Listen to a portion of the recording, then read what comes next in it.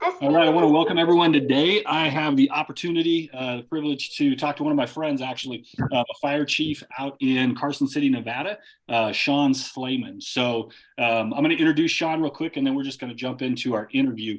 Sean has been in the fire service for 35 years.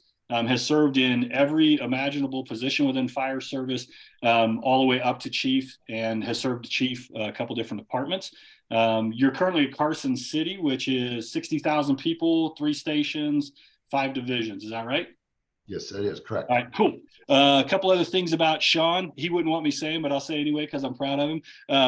He has been the area director for California Fire Chiefs Association, has been the past president for training officer section of Cal Chiefs, has served as the president of the Stanislaus County Fire Chiefs Association, is the past president of the Northern Nevada Fire Chiefs, and is currently on the board of directors for the Nevada State Fire Chiefs. So Sean, I want to welcome you. You genuinely are one of my favorite people. One of the things I was telling you earlier, and I want everybody else to hear, is you have such a really cool temperament where you're sober-minded and yet you really embrace life. And so over my interactions with you, I've noticed you don't go really high, you don't go really low. You kind of face things. You're like, hey, I see it.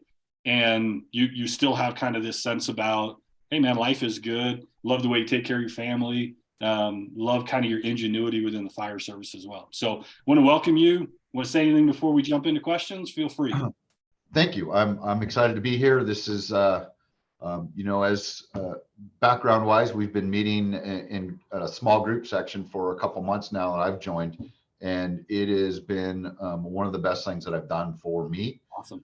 And for my career. So I appreciate what you're doing for us, and I'm excited to do this interview. Cool. Right on, buddy. This will be so much fun, man. I look over your career and just think what an incredible career you've had, and that you're a constant learner is really neat. And so got a series of questions we'll jump into, and we'll just see where we go. First, just tell us a little bit about yourself personally and professionally, married life, kids, what you love to do, that kind of stuff. Great. Okay. So on the personal side, I've been married. It'll be 30 years in April. Nice. We have my wife is a school teacher here in Carson City. She's been a school teacher for 26, 27, 28 years, quite a while. And we have 2 children. Our son, Zachary, is a graduate from Cal Poly San Luis Obispo, served in the Air Force, and is been on in the fire department now in Reno Fire for a little over 2.5 years. So he is a 3rd generation in our family. My father was a firefighter in Fremont, California. All right, cool. So, honored to see that going. Our daughter, Courtney, is also a graduate of Cal Poly San Luis Obispo, and she is a deputy sheriff in Washoe County, and she's got about 1.5 years on the job here in Washoe County, which is where Reno is at. So awesome. Those are our 2 kids. Things that we like to do. One of the best things I think we ever did as a family is we bought a boat when our kids were young, actually when Zachary was just a baby, and we pretty much raised our kids on the water and on the lake, and to get them out, to get them outdoors. And it was great because they would always invite their friends, and you got to know their friends really well. You can't hide your personality on a boat. When you're on a boat for 6 or 8 or 9, 10 hours, you got to know who their friends were. And that was one of those great things. And Carson City is real close to Lake Tahoe, right? So it is. We're about a 25-30 minute drive to Lake Tahoe. So very spoiled. Nice. Absolutely. This is the most beautiful country area in the country. It's I'm a little biased, but absolutely love it here. That's super. Well, so where all of you served in your fire career? Because California, Nevada, what are the places? So I started in 1988 in Foster City, which is in the East Bay of Northern California, the Bay Area. And I worked there a little over 15 months. And it was a single station fire department, great group of people, just an incredible place. I'm still very, very close with a couple people from there. But it was a great experience, but I wanted to branch out. I wanted to work for a little bit of a larger department. And I was fortunate enough to get hired with Modesto Fire Department in 1989. And from there, I worked in Modesto till 2017, till I took the job here. While I was in Modesto, I was privileged to work in every position there, from firefighter to engineer to captain. Worked in our training division for quite a while, battalion chief, division chief of operations, and then ultimately I was appointed to fire chief in 2014 there. So absolutely a great experience, a fantastic fire department with a great cast of characters. And then through the retirement, I was able to retire. I was at my basically maxed in the California system, and had applied for a position here in Nevada, and was fortunate enough to get this position. And so I've been the fire chief here in Carson City for coming up on 6 years now. Awesome. What did you notice the same, and what did you notice different department to department? Because I mean, that's a pretty big shift, right? You're talking about different cultures, different expectations. How was that? Definitely. One of my mentors, Dave McGrail from Denver Fire, he always used the term "same circus, different clowns," and I think it's different circus, same clowns, and I say that with absolute respect. The character traits of a firefighter are the same in all three departments, and I think definitely nationwide. It's about working together. It's about teamwork. It's about selfless sacrifice to serve others, and to make a difference. We all, I think every college graduation and even high school graduation, every keynote speaker talks about being able to make a difference, or finding your niche to make a difference in life. And in the fire service, we get to make that difference every single day. Yeah. And it's not always saving a life. Sometimes it's just holding somebody's hand, Yeah. and being there for them, or even just putting them back in bed. And we're saving a cat, right? Because you guys are saving a cat. We do. All right, those are my lies. We'll get to those later. But absolutely. So what is the same is the people. It is genuinely great people. We call ourselves a family, and it truly is a family. And there is a strong sisterhood and brotherhood in the fire service, and that is clearly strong in all three of the organizations I've been blessed to work for. Yeah, that's awesome. Well, so tell me a little bit about what the fire service has taught you. Like, what are a couple of those key things you're like, hey, this is what I've learned by being a part of it? Yeah, certainly teamwork, and that we don't do anything alone. And it is about relying on each other's strengths and weaknesses to achieve the task at hand. And a lot of times that is a very dangerous, hazardous, and dynamic task.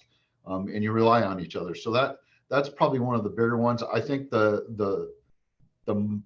biggest thing that I've learned from the fire service is resilience. So let's go. I want to hit on resilience in a minute, but I want to go back to teamwork. How do you, like in our current culture where independence and kind of, hey, take care of yourself and isolation can be big, how have you guys helped transition people from that, it's just me, it's just my job, I'm just going to do it, into, like we survive based on each other's connectedness? How have you guys done that in the fire service? I think survival is exactly that.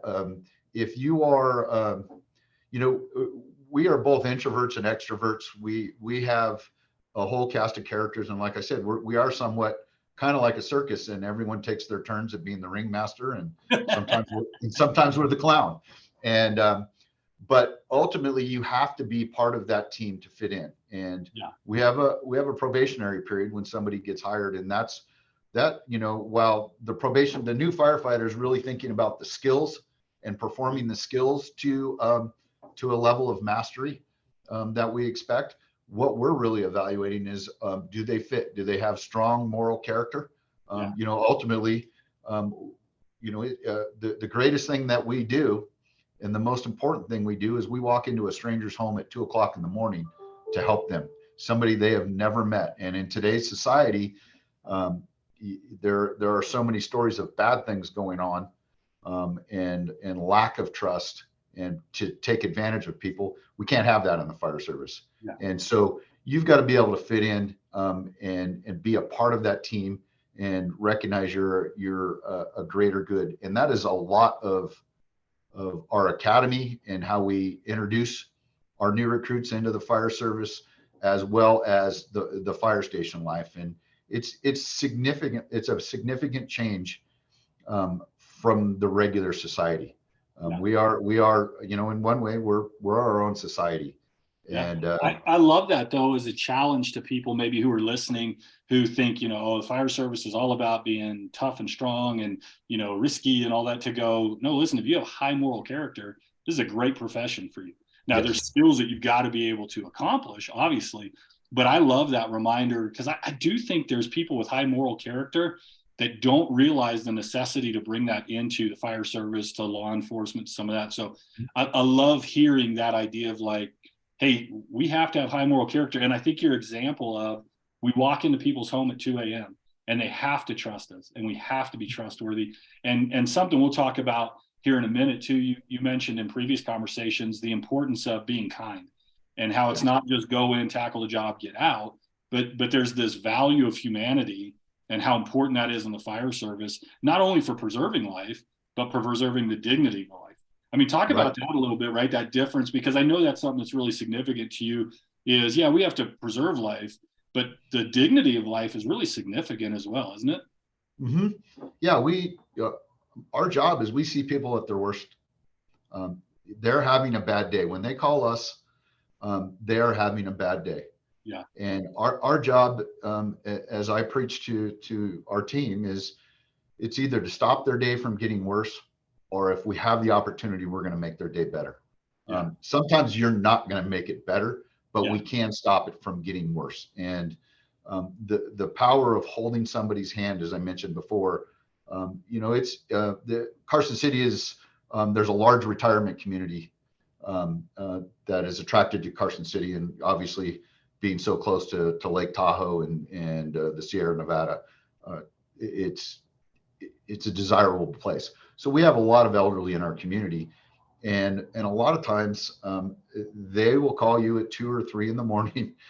You get woken up, and it is they're lonely, and they call 911. They don't know what else to do. Sometimes they have legitimately fallen and they can't get back into the bed or into their chair, or they need help with something that you and I would think is not a big deal. That's the most impactful opportunity for us to change somebody's life. And that is absolutely a genuinely great feeling. I tell our firefighters, you're not going to save somebody's life every single day you come to work. Yeah. But you have, and you will make a difference in somebody's life every single day. Dude, that's brilliant. I love that, man. I think, especially among first responders, helping them understand, listen, it's not a zero sum, right? Like it's all or nothing. Right. The idea that you're able to give your firefighters space to go, hey, you can't save every life, but you can impact life. That's really cool, dude. Mm-hmm. I hope that people hear that and they take that and go, man, I could apply that all over the place. It's not always being the hero. Sometimes the hero is just seeing them, just being there for them. That's really cool.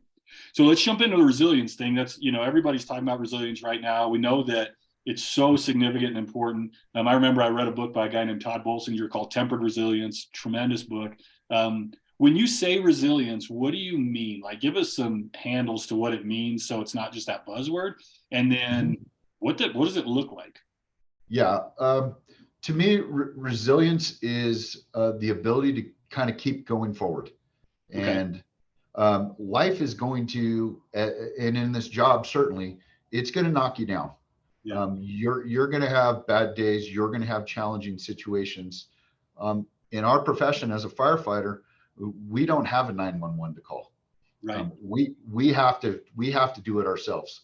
And we're gonna put our firefighters in harm's way to do some very dangerous and exciting and scary things. Yeah. And you have to face those fears. And it's not always going to go well. It's not always going to go perfect.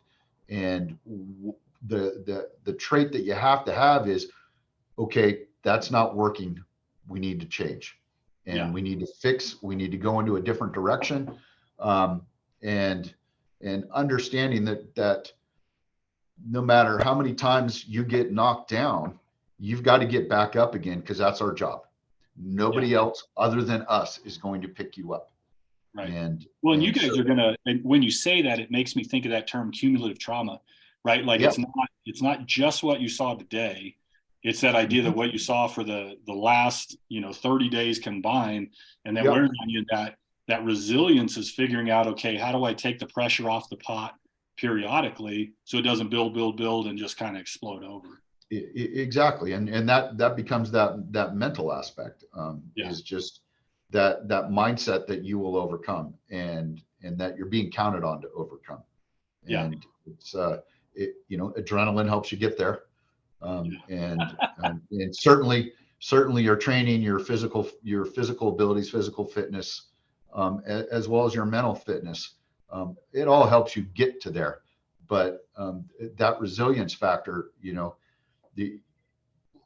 the fire service is in any job and in any life, you're going to fail. You're going to make mistakes. What we preach in the fire service is we want you to fail. We want you to make mistakes, because we want you to learn from that. Right. And that's going to make you stronger, and that's going to make you better. And then the highest level of that is now you need to share your failures with everybody. So that we learn from that. And that's in essence what an after action review is. When we have a major incident, major fire, we have an after action review of that, and we all like to point out what we did well. But to me, I like to find what could we have done better? And what mistakes were made? What did we learn? And that's always one of the character questions that I ask is, what did you learn at this fire? Yeah. Well, and I love the idea of taking that idea of failure into a training application, right? And go, hey, our training is about giving you a place to fail for the sake of learning. Because I think sometimes it's easy for training to be about, oh, we checked the box. We did what was required. But I think, going into a perspective of, hey, our training is an opportunity for you to fail with a safety net so that we can learn, not that failure out in the real world isn't acceptable. I mean, we want to minimize it. We want to mitigate as much as we can. But I love the idea, whether it's in fire service or in corporate America, to go, hey, your trainings should be about opportunities to fail in a way that you can learn. And if we do that, man, we come out of that training so much better than just everyone going, yeah, I knew that. So I love that as a perspective. And then the after action reports is something I think fire service does that's amazing, both the hot wash right afterwards on the bumper, and then the after action where you guys go, what went well? And what I love about what I've read about it, what I've experienced from talking to different chiefs is, it's not a place of judgment. We got to figure out who was wrong so we can nail them, right? It's right. I used to have a saying when I was leading churches. It's, hey, we investigate for the sake of education and science, not for the sake of persecution. And so when we would go back and do kind of an after action kind of a process, it's, hey, we want to know what to do better next time. We're not looking for who to hang up on a cross somewhere. And I love that with your guys' after action. Hey, what did we do well? What did we do poorly? This isn't about assigning blame. It's about education. It's about learning. I think that's brilliant. Absolutely. So talk to me a little bit. I know we've talked in the past, you see the best and the worst. You get to see the fire put out. You get to see the person resuscitated. You also get to see, hey, statistically, the person doesn't come back. There's a reason their heart stopped, and you see the darker side of abuse and neglect. And how do you balance out? I mean, you get to see those moments where people just go, thank you. And you get to see those moments where you go, there's nothing I can do. And there was kind of evil that created. How do you balance that out? I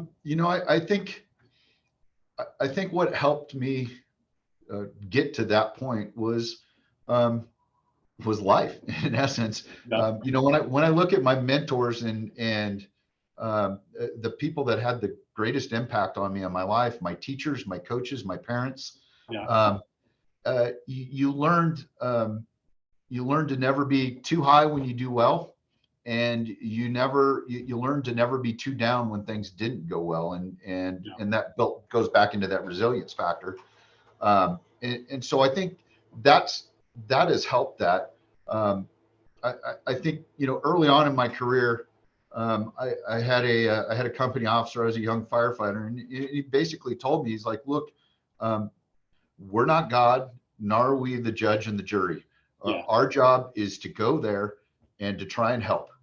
And he said, there are going to be times where we're not going to be able to help. And there are times where you want to take two parents out back and have your way with them, and then kidnap the child so that you can raise them and give them a chance.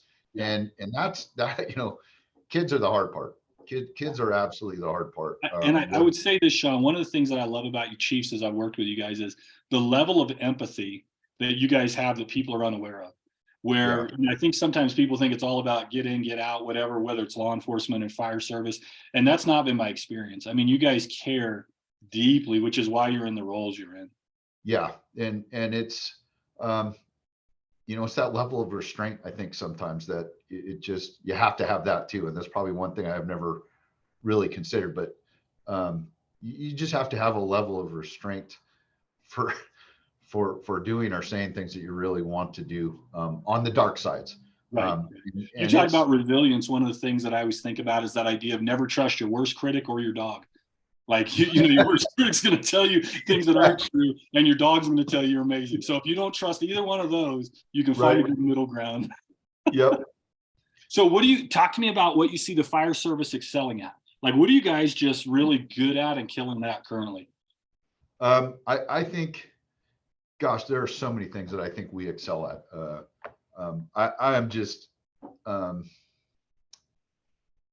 I'm just amazed at what I get to see our firefighters do on a daily basis. The differences that they make. I think breaking it down into specifics, customer service. Customer service is always huge and in any business, and it's a lot of talk. And I think you go back to Southwest before they had their holiday debacle. Even the way they're dealing with it, though, is proving some customer service stuff. They have been surprising me with how they're going, hey, we made a mistake. Here's how we're going to fix it. Yep. You have to own it. But for the fire service, I don't think most people recognize that we really are the customer service business. And it's about being nice. One of the fire service's greatest leaders, Alan Brunacini, who's unfortunately left us, has passed away. He was a fire chief in Phoenix for well over 20 years, and their mission statement was "Be nice." Yeah, that was it. Isn't that crazy? That was it, and it created a philosophy and a culture that was already there, but he brought it to the forefront of our job is customer service. So I think we do that very, very well. We are really, really good at problem solving and in a team dynamic atmosphere. I think we are very good when the chips are down. You want somebody like a firefighter on your side, or on that team, somebody that has that level mindset, that can face down stressful situations and still focus on the task at hand and what needs to be completed. So I think those are some of the things that we do very well at. I do too. The other thing that I would say that I've noticed through my friendships with firefighters, my relations with, you guys are incredibly generous. And I don't know that people outside of the fire service always see that, but I think of some of the more traditional things that happens, fill the boot and some of the toy drives and stuff. But what I've noticed is firefighters like delight in that. It's not like that's a burden or that's like, hey, that's our thing and we're supposed to do it. But like, man, I've seen firefighters show up with hundreds of dollars for Christmas for a family that didn't have it, Christmas trees, and just say, hey, here you go. And so I think the generosity, and I'm not sure where that comes from the fire service, but there really is a very, very generous nature within the fire service that I don't know that everybody always sees. It's we call it a servant's heart. And I think we embody that on a daily basis, that you have to have that character trait. I mean, that's another character trait you have to have to be good at this job. And if you don't have that servant's heart, you're not going to fit in. You're not going to be successful in this career, and it's not for you. So talk to me a little bit about areas that you see need attention within or for the fire service. I know we talked about a couple that I think are really, really significant for people to hear, because I know one of them for me was like, I didn't even know that was an issue. So what are a couple of things that you'd love to see addressed within the fire service? I think two of our biggest challenges right now, one we're really addressing, I think we're addressing both of them, but a lot of work still needs to be done. And that's That's the mental health side, and then the cancer side. So I'll talk a little bit about mental health first. And Yeah. you know, I started my career in the late 80s, and most of my company officers and chief officers were Vietnam veterans, Right. and very, very tough, grizzled, and it was strongly a male service occupation at that time, and very strong, chiseled men that, the suck it up, buttercup term, and that's what it was. And so from a mental health aspect, one, you siloed things, but one thing that we did that we didn't really realize, we didn't have a term for it back then, is it was the kitchen table. If you went on a terrible call, you saw something that nobody should have to see. Even if it was 2 o'clock in the morning, we gathered around that kitchen table, and there was coffee poured, and you just kind of talked on each other. And it was more of a wellness check without us realizing it was a wellness check. And maybe they did. We never had terms for it back then. And as we've evolved today, there's peer support, there's critical incident stress debriefing. It's becoming more accepted for us to reach out and get help. And I think in my generation, it was we were supposed to be Superman, right? And we were not supposed to let things affect us. And I know for me, what that resulted in was becoming a little numb. Yeah. And so I would block out the bad things that I saw, but to do that, and I didn't realize it at the time, it really affected my ability to feel the good things in life. Yeah. So where did you see that show up? Like, where did that begin to impact outside of my marriage? Okay. We went through a tough time, and it was hard. And realizing now, and again, learning from your mistakes, realizing now a lot of that was, marriage is hard anyway, and it's a lot of teamwork, and it's a lot of communication. I didn't like to go home and talk about what I saw. Right. I didn't like to talk. You couldn't shut me up about the job, but you could never get me to talk about the job. Right. And that's an interesting distinction, though, right? Because you do see that among first responders is that's all I talk about, but I'm not going to talk about it either. Yes. And so you end up in this weird, like, I'm kind of open, but not open enough to be healed or helped with it. So yeah, that's a neat distinction. Yeah. And so really what that, I wasn't very good at expressing emotion. And that certainly impacted my inability, or not being good at expressing emotion for my love and for my enjoyment of the things that we would do. We would go do things together that I would absolutely love to do, but you probably wouldn't see enjoyment on my face. I was feeling it on the inside, but probably not expressing that very well. And so but you're talking about that was pretty significant to deal with, right? Like not just that's how it is, and I just live with it, but you actually had to tackle that. You did. So I think today we're better prepared for that. I think we do a better job at preparing our firefighters at the beginning. We try and get with the significant others of our new firefighters to tell them, hey, this is the things they're going to go through. And when they start withdrawing from you and from society, they're actually crying for help. And I've seen some law enforcement, and I don't know if fire does it. It sounds like maybe you guys do. I've seen some law enforcement departments that when their cadets are going through the academy, they have a family academy. And I think what really an idea to go, hey, this is not only what they're going to experience, this is what you're going to experience. I think that's just a beautiful idea, man. It's pretty cool. It's really cool to see what a lot of departments are doing. So when you talk about mental wellness, mental health, there's this phrase that I picked up a while back that I've been trying to share everywhere I can. And it's that heroes rescue themselves too. And I think that's been missing, generationally, that, hey, sometimes heroes rescue themselves. I see fire constantly, man, you run into the worst possible circumstance and you do it sacrificially. But that idea of like, hey, I'm going to do that for myself. It feels like a weakness. It feels like a burden. It feels, all these things. And then going, hey, man, do you think about that when you go into that building? No, man, I go in the building because there's a need. going, sometimes you're the need and it's okay to be the need. I think that idea in first responders of helping them understand you're not a burden. And when Yeah. you are, it's totally okay to be the burden sometimes, because we just never, we don't ever want to be the burden. And I think when our first responders realize, hey, sometimes you will be, and it's okay, right? There's Mhm. people there for you. That's a huge learning cycle. Absolutely. So talk to me about cancer prevention, because that's the one within the fire service that blows me away how significant it is and how unaware most of us in the general population are to how it impacts you guys. Yeah, cancer is a scary thing. There's about 10 to 12 cancers that we types of cancers that we know of that firefighters have 2 to 3 to 4 times a higher rate of diagnosis of those types of Really? cancers than the And is general that because public. of the environment you guys are exposed to, or? It is.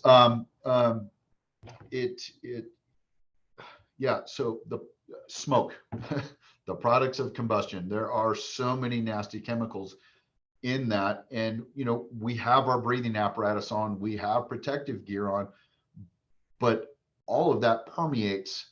We're not necessarily breathing that as much anymore, but it permeates your skin, and everything.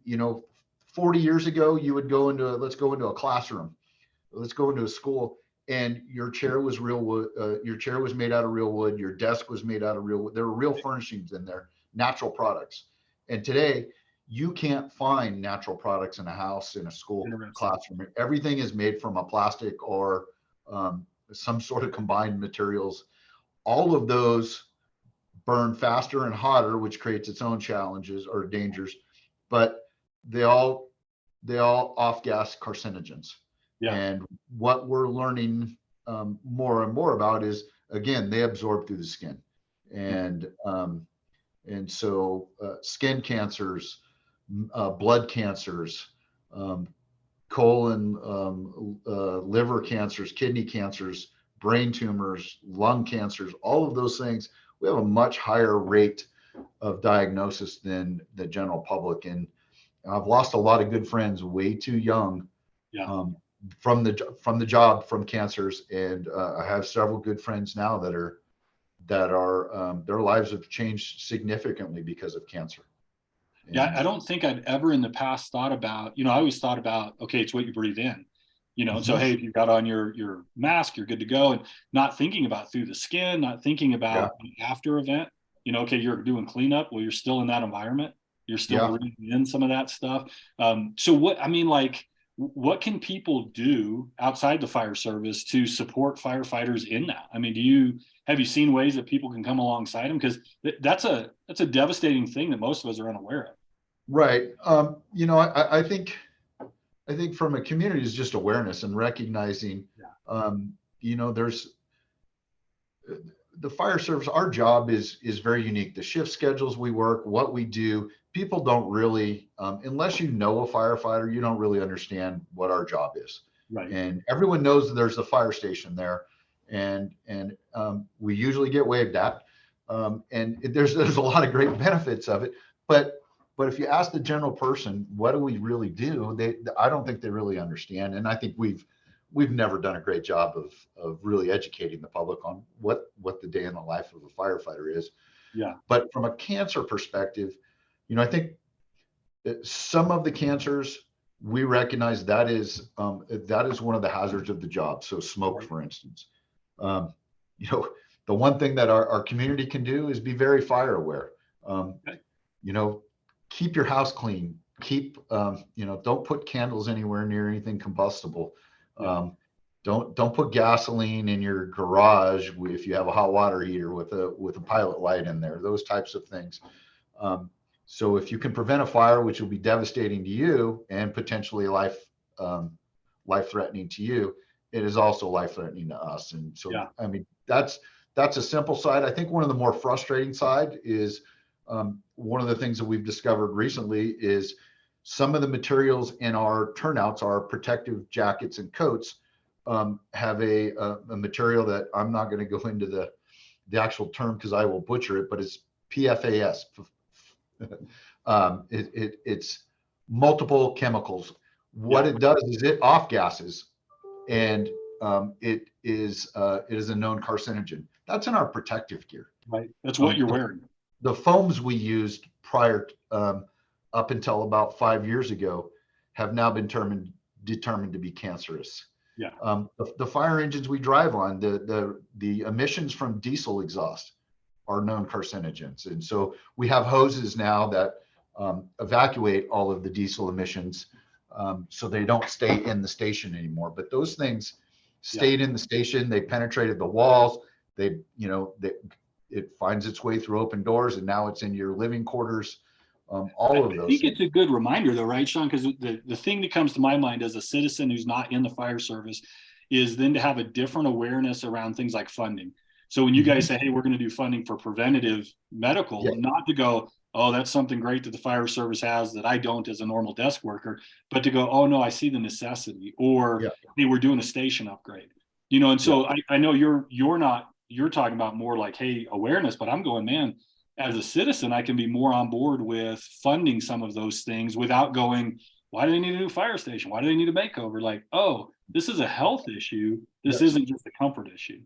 Yep. And in the long run, spending some money up front on those types of things may actually save you in the long run, just from a fiscal point of view, let alone the lives you're going to save, or, early detection, cancer preventativeness, those, there are a lot of things, programs that are out there. They all cost money, but they save money in the long run. From a bean counter's point of view, from my point of view, if it prevents one of my firefighters from getting a cancer diagnosis, we win.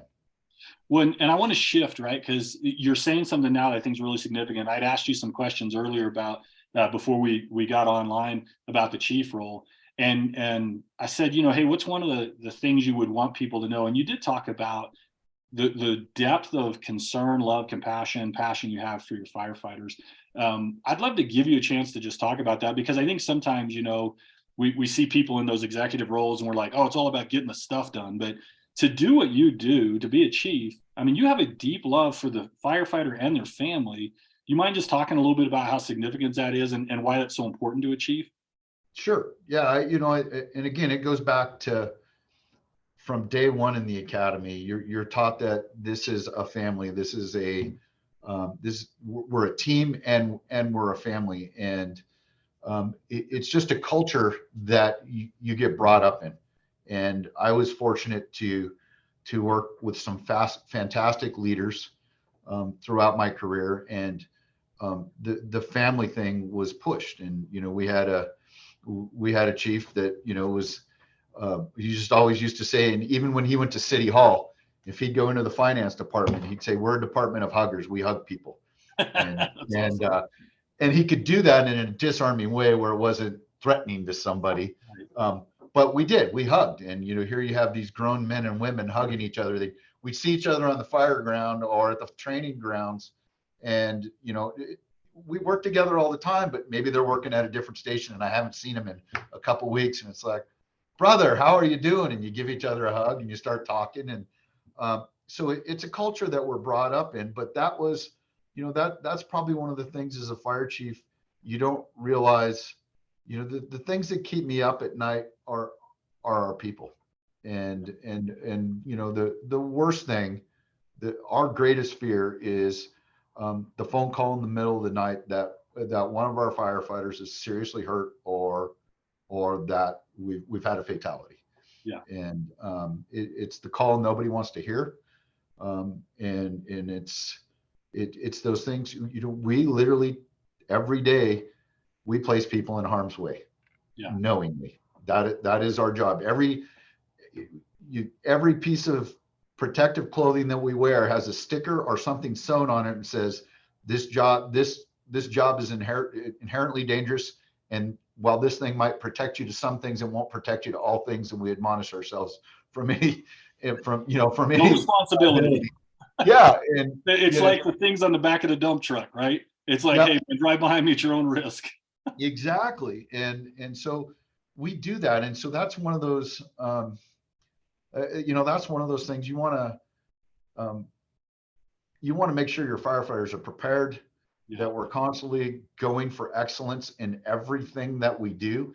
that we pay attention to the small things, everything that I can do to make sure that we don't miss something that could cause one of us to get hurt. So it's just one of those things that it's who we are. It's our culture, and we care about each other. And contrary to popular belief, when you promote to chief, you don't lose that part. We may have had a lobotomy for other things, as the joke goes, but that caring trait is not removed. It's been fascinating to me, like, as I've talked to different fire chiefs, they talk about, what got me the job isn't what the job is anymore. So what got me the job was everything tactically I did, all the trainings, all the equipping. And now it's about people, it's about politics, it's about funding. I mean, that shift is pretty significant, right? From kind of that tactical role as a firefighter to now I'm going to oversee an organization of people, and also for the city's sake. I mean, that's a whole thing, right? Like, I mean, when you talk to people that are aspiring to be chief, I mean, what would you say to them about that transition and other qualities that are really necessary? Great question. This is probably like a 2-hour topic. It'll turn into a therapy session for me. But we'll do another one. See, we'll just keep going. There you go. The one thing, we do a very good job of preparing our firefighters to move up through the ranks, up to, I think, the fire chief's position. And as you said, I read a great article this morning from another fire chief out of Spokane Fire Department, Brian Schaefer, and he talked about the role of a fire chief in today's world. And every fire chief has had to deal with different generations. We like to pick on the millennials now, but that's not. I mean, I'm a Generation Xer, and just off the cuff of a baby boomer. And my generation was picked on by the baby boomers and the great generation before them. And so generation issues are always there. But today's fire chief, you have to be politically astute without being political. You have to be even tempered. You have to be a collaborator. I think a fire chief's role in the 70s was all about the fire department, and people will die if we don't get our funding. And today you've got to support other departments, because whether it's a public works department or the sheriff's office or the finance department, you've got to build relationships outside the fire service. And so that was a change that I'm not sure I definitely embraced it.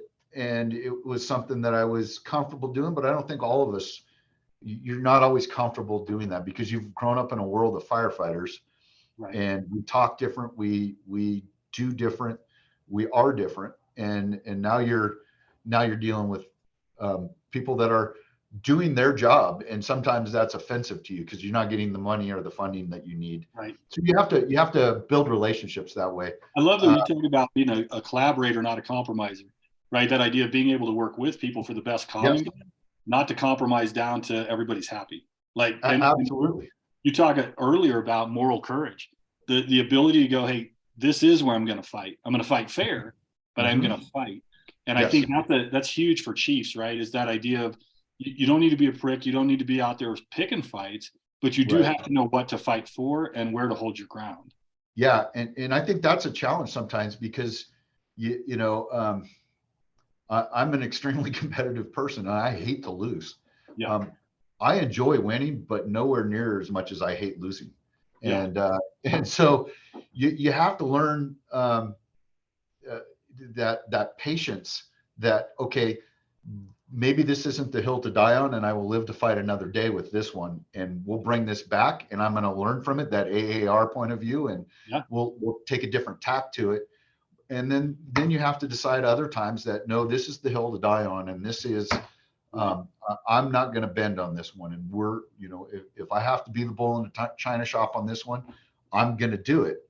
But that goes back to those relationships before, because then when they see me charging, they're like, that's not his, if the city manager sees me that passionate about something, I know that they can withdraw a little bit and say, okay, that's not how he normally is. This is really That's a important. critical skill, though, that I absolutely love that you're hitting on. And it is the idea that, hey, part of a chief's job is to develop relationships before it's necessary, so that when you drive, they go, "Oh, this is distinct." And I Yeah. think, there are people who want to get into the chief's role who go, "It's drive, drive, drive, drive, drive." Right. If that's your normal tone, you're going to burn through a lot of resources. Where is if you can collaborate until you have to say, I remember I was talking to Chief recently, and he said, I finally, with my city manager, just had to say, "Hey, listen, you hired me to be the fire chief. You're asking me a fire question. This is where I have to stand." But because he didn't do that on every decision, that decision had a great impact on the city manager. Huge. And that's something that it can't be preached and taught enough. Right. For somebody that is preparing for an executive position, in the fire service, I would assume relates the same to law enforcement. We're very command structured and rank structured. We've flattened that our organizations quite a bit from even when I started, and rightfully so. But I'm still the fire chief, and if I say we're going to paint our fire engines a different color, we're going to do that. Right. I don't do that, but you're used to that, and then you go walk into these other rooms where you have other executives, other department heads, or other city civic leaders, and that badge means nothing to them. Yeah, I love the idea, though, for a chief to just go, "Hey, grow in consideration of other executives." Like you're saying that, and that's what I'm hearing. Right? Is you got to be a great executive, but if you can make space for other executives, man, that whole teamwork's gonna work so much better. And you learn to fight for parks. You learn to fight for public works, and say, "Hey, they need this." Right. They And how can we help? How do we come alongside you? You guys are promoting it. What can we do? That's been one of the things about being a chief, as I've talked to a lot of you guys, that's been surprising, is how many hats you wear, right? Like, I mean, it's not just go stop the fire, go stop the medical emergency. Sometimes it's, hey, we're going to put in ADT stuff downtown so that we don't have to worry about it. We're going to train our community, or, hey, we're going to do, the community night out stuff. Like, we're going to show up and be present. Some of that stuff's been amazing to me that you guys do. And I'll ask you a question. I should know this, but I don't. There is an organization that helps fire chiefs become chiefs, right? Isn't there? There's an organization. I was talking to somebody recently, and they have like a development track where they take people through and kind of do that executive level training, isn't there? So there's several different options. The National Fire Academy has a great program, the Executive Fire Officer program. There is CPSE, basically credentialing.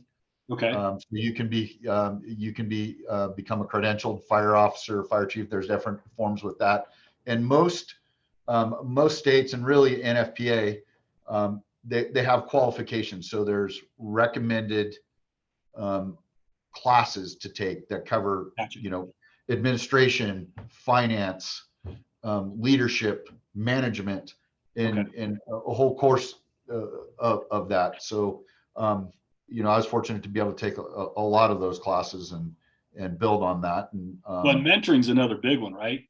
Is huge. Investing in, hey, you're ahead of me in the game, and I'm going to humble myself to be taught by you, so that when I'm ready, I'm actually ready, right? When I'm called up. Mentoring is the most powerful tool to educate somebody. I would absolutely agree. I think all the other stuff is good, but man, there's nothing like having a mentor that says, I've been there, walk with me, and we'll flesh it out together, but I'm going to instruct and kind of relationally build at the same time. Absolutely. So let's, I want to do two more things because I want to honor your time. I want to talk a little bit more about kind of the mental health piece of it. So you and I were talking about, like cancer screenings would be huge, that a comprehensive annual checkup physically, not just, hey, I'm going in for my physical, but actually making time, space, funding for, hey, we're going to pre-screen for all this stuff, which I think is really an idea. And I think, man, I would appeal to anyone that's in the funding structure, like, hey, that matters. If we can prolong the life of firefighters, one, it's great for the city because you save money. I read somewhere with police officers, I don't know if fire is the same, it's $110,000 to $150,000 to train an officer with everything to get them going. So not having to replace, retention is massive. For a lot of us, we can hire for $25,000. It's going to cost us $150 to retain. We might just invest that $25. But from a mental, like if you were going to do an annual mental health checkup, I mean, what do you think? What can that look like? So it's not, hey, we're going to have firefighters go lay on couches with Kleenex, and that's why the cortisol makes me sad. And I mean, like I think because I'm more of a warrior mindset guy from my background, and I'm going, man, I'm not doing a mental health checkup, every year, or if I do, I'm going through the motions. I mean, any ideas on ways to, like, how do you drop mental health? How do you check in on people without it feeling like I got to leave my character, who I am, Right. to expose myself? What can you do? So great question. And I think one of the things that I've seen that's working here in Northern Nevada is they we have what started out as Northern Nevada Peer Support Network. It is now Nevada Peer Support Network, but it was rooted in Northern Nevada, and it's really a combination of law enforcement and fire departments throughout the area. And there's been a couple lead agencies in Washoe County, Truckee Meadows and Reno, that have really taken the bull by the horns, and they on their own have reached out to several behavioral health psychologists, therapists, you name it, and reached out to that community and said, hey, we have a big issue. We lose more firefighters nationally every year by suicide than we do by fire, by vehicle accidents, any job related trauma. And we need your help. But here's what we know. We don't need you to sit us on a table or on a chair and give us a box of Kleenexes and tell us how awesome our job is and how you guys save lives. And we don't need a pat on the back. We need somebody that takes the time to invest, to ride along in the fire engines, to ride along in with a patrol officer, understand our job, understand our language, understand how we hide our behaviors. Yeah. And once we see that, we'll gain that level of trust. And it goes back to what we were just talking about. It's if I'm going to be successful in getting a big budget boost for something, I've got to be a team player with other departments, not other fire department, but other department heads within the city. And it is the same thing. We need to see that investment. And once we get that investment, we'll have that level of trust because you now understand us, you speak our language, you can give us a hard time as we can give you a hard time, and everyone understands. Then once we build that, that's where I think that mental health checkup comes in. We go see, as we mentioned offline before this, when you reached out to me through LinkedIn, and it was, you get reached out to a lot on LinkedIn for a lot of sales, and, You do. which is good. That's what their job is, and that's what LinkedIn is about. But so I was somewhat skeptical, but it was like, you know what, I'm going to give this a try. I think it's time. And the immediate level of just as I'm sure you were kind of paying attention to who I was and what my character is, I was doing the same with you. Yeah. And it was like, okay, he gets it. He gets our job. He truly cares. Yeah. And so now I'm going to be able to be a little bit more open. I'm going to be less guarded.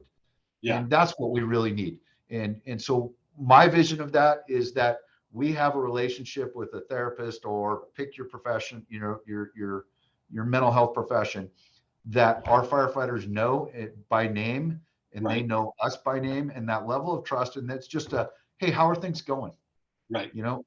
How's things going at home? How's things going at work? What's stressing you right now? Where that comes from a trusted position, not just out of the blue. A couple things that stand out to me from previous conversations we've had. You said one of the things your peer support does is you guys use peer support from other departments, which I love, because there's so many peer support people who are like, I'm not talking to someone within my own department, because as much as we're a family, we're also a middle school. And one guy tells somebody else tells somebody. And I think it's brilliant that you guys have realized, hey, if I can make peer support available from one or two departments over, I'm making access easier. I think that's a huge one. The other one that we've talked about and I love is, it's not enough to be for, you have to be with. So I look at our community and I go, man, there's a lot of people who will wave at the fire truck, they wave at the police car. Hey, we're with you, we're for you. That's awesome. And I think that's great. And I'm not taking away anything from them. But there's a with thing, right? Like with you in the Mhm. truck, with you in the firehouse, with you on the call, where I think I heard a first responder tell me, he said, if I have to explain my job to you before I explain its impact on me, you're not the guy to help me. Yep. And he said, Bingo. but you get my world and you know how to enter it, and I've seen you there previously. He's like, man, when it hits the fan, I Mhm. will open up to you because I don't have to give you context. I can just talk about where I'm at. And Yeah. I hear that, and what you're saying is like, man, for those people that are going to listen to this, man, don't just support. Like some of you can go and be in firehouses. Some of you can go and be on trucks. Contact your chief, contact somebody in the department and say, hey, what would it look like to be with the officers? Do you need that? And my experience has been, as long as you're mentally and emotionally stable, Yeah. that they can use that they love that. I mean, I've Mhm. been shocked at how many cops I've been in cars with who have been like, why are you doing this? And I'm like, well, I don't want to be for you. I want to be with you. And it changes the context of the conversation instantaneously. So I hear that, and what you're saying with fire is, man, come with us, be with us, among us, so that you can be there when it really matters. Yeah. Yeah. And I think that it's just that mutual investment. Yeah. And that creates that culture change for us where um, it's okay to take you don't, that S is nothing more than a t-shirt. Yeah.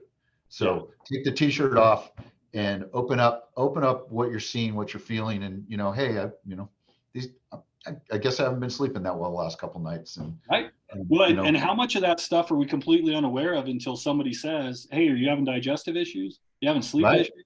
You irritable? And like, oh man, I got 3 of the 4. Okay, well, that's Right. trauma going on. Like a lot of times it's like, oh, I probably ate something bad. I probably just didn't sleep well. We're not attributing it. We're not Yeah. tying it together. And somebody else asking those questions we trust can help us go, oh, you know what? I'm in trouble. So like I need to deal with Right. something, and I think that's one of the things I love about you and the other chiefs that we've been talking about is, yeah, we want to do great on the back end. We got to do better on the front end. And some of Mhm. that's just about stuff like this, your courage to go, hey, Mike's not in the fire service. He's reaching out to me. I'll give it a shot. And I think those of you that are courageous on the front end, there's a whole nother group within the fire service and law enforcement who are just watching to go, hey, if it's legitimate help, maybe. But somebody's going to have to go first. And so I love those of you that are going Right. first. I think it's cool.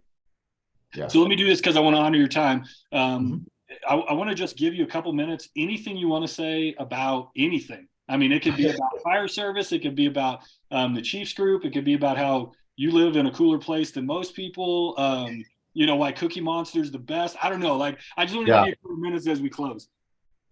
Well, first, definitely, I'll give a shout out to the Chiefs group that you've organized, and I know you're looking to expand that, and I think that's awesome.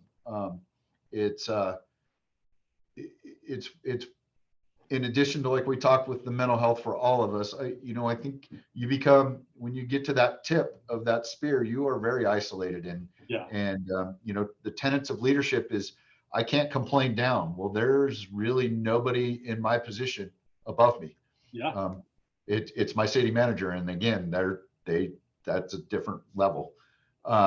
So it's other fire chiefs, Yeah. and having that platform where we can get together, we can build some trust amongst each other, and have those conversations. And so many times, when we've closed out our conversations, I've walked away with, oh yeah, they're dealing with that too. I'm Yeah. not, and you feel like it's only me, it's only my department, and it's my challenge. And you recognize now they're dealing with it too. And Yeah. I used to It feel has been that going, cool to see how you guys have helped each other with some of your solutions going, well, I'm a little ahead of you. I was thinking about the whole thing with changing the way that the tones work in the department, where the lights yeah, come up and it's specific to different rigs and stuff. And how some of you guys are like, hey, I'm at the end of that. Some were like, I'm at the beginning. And the way you guys have coached each other, that's been so cool to watch. yeah. And it's just those little things. So I think that's probably one of the biggest takeaways. If I freestyled on anything today, was Yeah. exactly that. The importance, whether it's your group or creating other groups, or just the phone a friend every once in a while, and Yeah. having a network. of fire chiefs that you can go talk to and say, I'm stuck, Yeah. or I'm having a bad day, or hey, this crazy thing worked, and Yeah. you guys should try it. Yeah. And and I think that's important. And then and the other aspect we didn't get into a whole lot of is the importance of outside work, Yeah. outside work environment, and the doing stuff with your family, doing stuff with friends outside of the fire service, and being physically active. And for me, I love to ride my bike. I love to ride my bike by myself. Sometimes I work out and sometimes create my greatest problems while I'm on that bike. Skiing, again, touting the area, but Yeah. going out for a hike, those types of things, just that me time where it allows you to just disconnect. Yeah. And The best way to take care of others is to take care of yourself. I mean, I believe that through and through. And so you want to be a great chief, say no sometimes to others and say yes to yourself, and you'll be a better chief all the time. Yep. You're not going to run 5 marathons back to back very well. Right. You're going to have to take a break. Yeah. And allowing yourself, giving yourself permission. I remember we were talking to one chief, and they were on call 30 days a month. And we're like, what in the world are you doing? And the whole group was kind of wrestling with them. And they're like, well, I have to. And we just worked on the permission idea. You have permission to not be that guy. And the last time I talked to him, he said, yeah, I'm on call 4 days a month. And I was like, how's that feel? And he's like, amazing. He's like, this is crazy, but the permission to put yourself first, which I think is something that's hard for first responders, is you guys are such servants. The idea of like serving yourself almost feels selfish instead of going, hey, man, you know what? Longevity is one of the greatest gifts you can give the fire service or law enforcement. If you stay in the game with your experience, that's huge, man. You burn out after 10 years. Your 10 years was great, but what if you could have made it 30, 35, 40 years? That's a gift. And I'd love to see more guys realize and more ladies realize, hey, the greatest gift you can give is to stay in this game. And so that's going to be taking care of yourself. Yeah. And in that example, a lot of times that's developing your future leaders, or absolutely right. Understanding the challenges of the organization or the responsibilities of the organization. I love that long view, right? Like, hey, the greatest success for our organization may be the people I'm raising up now, not me. Having that kind of humility, that's awesome. Oh, absolutely. I always joke, my goal is that this fire department will be better the day I retire. Right. Hopefully not because you're retired. but hopefully, I always that's my asterisk, my disclaimer. But it's hopefully because we've prepared so many others to take this organization to levels that I can't even imagine. And that's to me, that's greater than any award or accolade or anything, is to watch an organization thrive and know that you had some role in developing that, and your coaching tree, so to speak. Yeah, I love it. I love it as a chief to go, hey, I hope the greatest moment for our organization is not just when I'm leading it, but after, because of all the people that I brought up. I think, man, can you imagine if that hit organizations across the board? Like, hey, what if you were striving for your greatest days to be after you, and you were doing a great job during, but it was about after you? Man, we would do so well. Yep. So, hey, Sean, thank you for this phone call. I'm going to cut this up in all kinds of little clips and pass it around and show people. I love the conversations we have. I always walk away energized. I always walk away, just going, man, that's a great idea. And that's a great idea. And the other thing that it always does for me when I have conversations with you specifically is it gives me great faith in our fire service. I mean, I look at your leadership, and I know most guys that are chiefs don't do well with praise because they're used to like, no, I'm taking care of everything. But dude, you're doing such a good job, man. You're the kind of chief that we need. And you're the kind of chief, especially in the climate that we're currently in, who's staying in the fight and making a difference. And so I just want to say, honestly, sincerely, thank you for serving the way that you do. Thank you for the sacrifice your family's made. I hope you keep doing it, and hope you share Tahoe with the rest of us. So we'll have to figure out some way to get other people out to Tahoe. Anytime. You have my number. All right. Sounds good, buddy. I hope you have a great week. You too, Michael. Thank you. All right. God bless, buddy. Bye-bye. You too. Bye-bye.